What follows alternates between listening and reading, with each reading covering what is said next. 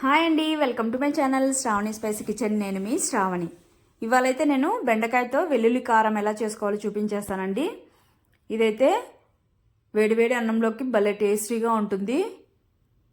కాస్త పుల్ల పుల్లగా, కారం కారంగా, భలే కమ్మగా ఉంటుంది.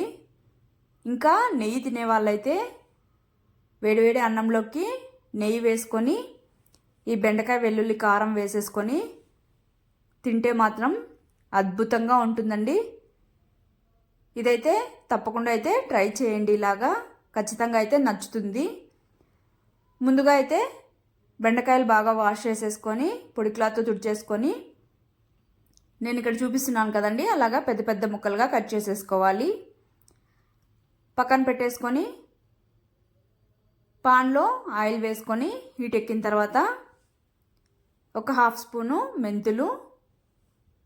మెంతులు వద్దనుకుంటే స్కిప్ చేయొచ్చు. కాకపోతే ఈ మెంతులు వేయడం వల్ల ఈ కర్రీ అనేది చాలా కమ్మగా ఉంటుంది. మెంతులు అనేవి బాగా ఎర్రగా వేగాలండి ఆయిల్లోనే. కొద్దిగా వేగిన తర్వాత ఇందులోనే 1 స్పూను జీలకర్ర, అలానే 1 స్పూన్ ధనియాలు, ఎండుమిర్చి కూడా వేసేసుకొని మంటనైతే లో ఫ్లేమ్లోనే పెట్టుకోవాలి. ఇలాగా మిక్స్ చేసుకుంటూ బాగా ఎర్రగా వేయించుకోవాలి. ఇక్కడ ఇవంతా వేగిన తర్వాత ఇందులోనే 2 మీడియం సైజ్ ఆనియన్లు ఇలాగా పెద్ద పెద్ద ముక్కలుగా కట్ చేసేసుకొని వేసుకోవాలి. ఈ ఆనియన్స్ కూడా మరి బ్రౌన్ కలర్ వచ్చేంత వరకు ఫ్రై అవ్వాల్సిన అవసరం లేదు, కాస్త మెత్తబడితే సరిపోతుంది. మిక్స్ చేసేసుకున్నాక ఇందులో ఒక 1/2 స్పూను సాల్ట్, అలానే 1/2 స్పూను పసుపు వేసేసుకొని ఈ పసుపు పచ్చివాసన పోయేంత వరకు బాగా కలిపేసుకొని ఫ్రై చేసుకోవాలి. ఈ ఆనియన్స్ అనేవి కాస్త మెత్తబడిన తర్వాత కలిపేసుకొని తీసి ప్లేట్లో పక్కన పెట్టేసుకోవాలి. ఇది పూర్తిగా అయితే చల్లారిపోవాలండి. తర్వాత అదే పాన్లో ఇంకాస్త ఆయిల్ వేసుకొని మనం కట్ చేసి పెట్టుకున్న బెండకాయ ముక్కలను వేసేసుకొని ముందుగా అయితే బాగా మిక్స్ చేసేసుకొని మంటను లో ఫ్లేమ్లో పెట్టుకొని ఫ్రై చేసుకోవాలి. ఇవైతే పైన జస్ట్ కొద్దిగా కలర్ చేంజ్ అయితే సరిపోతుంది. ఇందులోనే 1/2 స్పూను సాల్ట్ వేసేసుకొని మిక్స్ చేసేసుకొని ఫ్రై చేసుకోవాలి. ఈ స్టేజ్లో అనేది సాల్ట్ వేస్తేనే ముక్కలు కూడా టేస్టీగా ఉంటాయి, లేదంటే ముక్కలు అనేవి చప్పగా ఉంటాయి. తర్వాత ఇక్కడ బెండకాయ ముక్కలు కూడా ఫ్రై అయిపోయాయి, తీసి ప్లేట్లో పక్కన పెట్టేసుకోవాలి.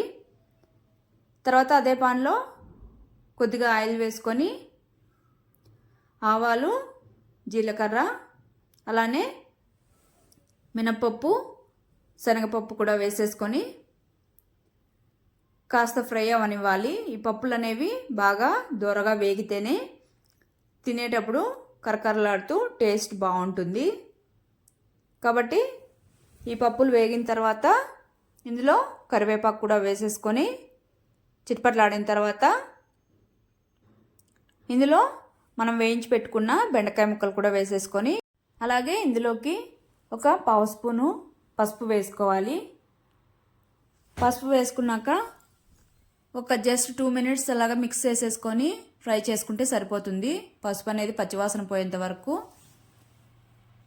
ఇప్పుడైతే వెల్లుల్లి కారం అయితే ప్రిపేర్ చేసుకుందాం. ముందుగా అయితే మిక్సీ జార్ తీసుకొని వెల్లుల్లి వేసుకోవాలి. బాగా వేసుకున్నాక మనం ఫ్రై చేసుకున్న ఆనియన్, తర్వాత ధనియాలు మొత్తం కలిపి మిక్సీలోకి వేసేసుకొని బాగా మిక్సీ పట్టేసుకోవాలి మెత్తగా.